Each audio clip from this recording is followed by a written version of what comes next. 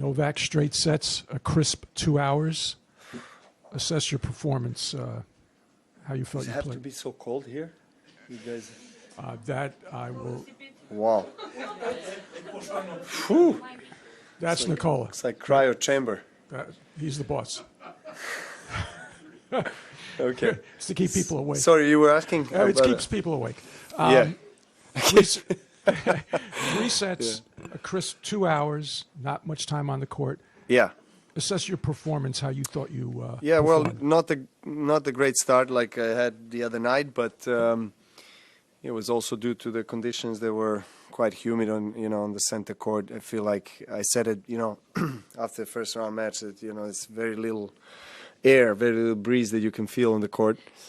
And I think it affected both of us. He started off solid. We had some rallies, and we kind of had to reach out for the towel basically after each one of those longer rallies. So it took a bit more time and effort, but one break was enough. And then after that, second set, I played really good. Beginning of the third, couple of close games, but last 4 games of the third, I ended up really playing really well.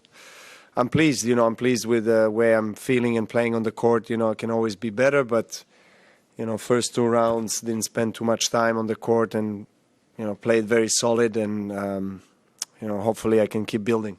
Good. Thank you very much. Name and affiliation, please. Questions? Yes.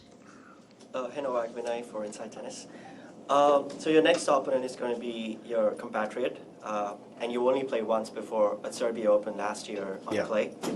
So tell us about it a little bit, like what it feels to play a friend. Perhaps you might go a long way together. And that was a tight match last year in Serbia. Yes, it was. Well, I think he's playing one of his best tennis on hard courts at the moment. Actually, he's in very good form. And it's great for Serbian tennis that we have, a match-up in the third round. So one Serbian is going to be definitely in the fourth round, which is, always great for our tennis. He's one of the hardest workers on the tour. We follow each other, not just me and him, but players in the locker rooms, in the gym. The amount of hours that one player puts or the other player puts in his time on the court in the gym, and he's definitely one of the top hardest workers out there. Puts a lot of hours into care for his body and trying to build his form. So eventually the results will come for a player like him, because he's very, very dedicated and very nice guy, very quiet, and just works hard and big fighter.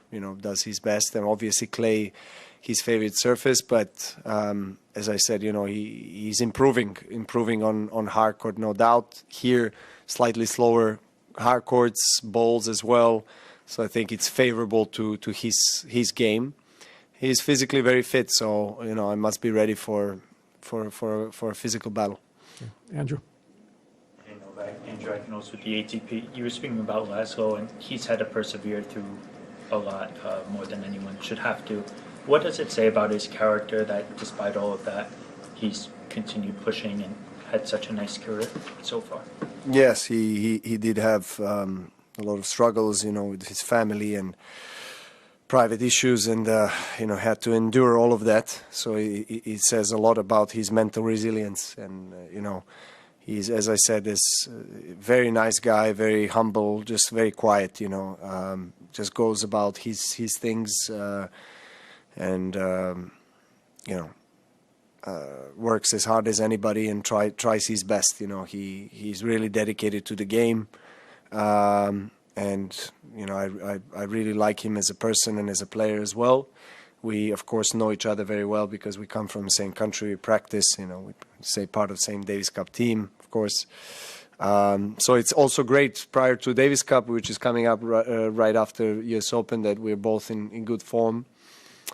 Because we have, high hopes, obviously, for this year's Davis Cup. Hopefully we can do well as a team. So, I wish him all the best, except for next match, I guess.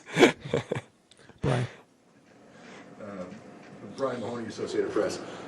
You guys obviously are allowed to receive more coaching during the match than you could during, Yeah. obviously, during most of your career. When we see you being vocal with your coach, if you miss a shot, and we see you yelling to your team, are you looking for answers? We see that a lot in tennis. We don't see it in basketball. Yeah. Like when a guy misses a shot, very often yell at their team. Are you looking for answers for them, or is it just your sort of manner? Well, it's different in basketball because you can basically go to your coach or bench anytime you want. We are not able to do that, so we have to sometimes raise our voice in order for our team to hear us, or or for us to hear them, because otherwise, we have to communicate with the signs or signals. It's loud out on the court. I mean, I would want to see, honestly, a possibility of. I'm actually supportive of the on-court coaching or headset communication or whatever ways of getting more coaching. I think it's good. It's good for the audience. It's good for a player. I understand that there are some opponents of this coaching rule that are saying, yeah, you're a tennis player, individual athlete, so you have to figure things out by yourself. Well, you have to figure them out anyway, even if coach comes in, say on a set break or whatever, and you talk, you still have to play yourself, right? There's no substitution, so it's quite different, than basketball. It's really not comparable. But yeah, I mean, I'm actually happy that we are able now to freely communicate rather than hiding from a chair umpire or supervisor, like we did for many years. So it's good. It's good. I'm supportive of that. Okay, Willie. Willie Weinbaum from ESPN. A little while ago, Iga Swiatek was in here, and she said that when she watches you and Carlos play, she's most impressed with the fight, the never give up approach. And Coco Gauff said that she most admires how even when you're losing, you and Carlos, you stay positive. Mm-hmm. When you think of those two players, Iga and Coco, what do you think of most about what they bring to their games and the way they play? Well, Iga has been dominating the women's game last couple of years, multiple Grand Slam winner.